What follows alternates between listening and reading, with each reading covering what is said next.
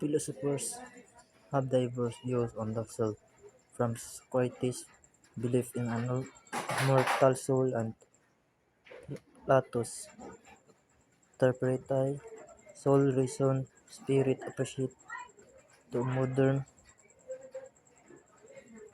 philosophers like Descartes define the self as a thinking thing.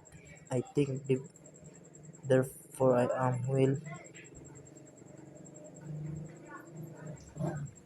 Locke embraces memory and experience, and Hume affirmed that self is merely a collection of changing participation without a unified core.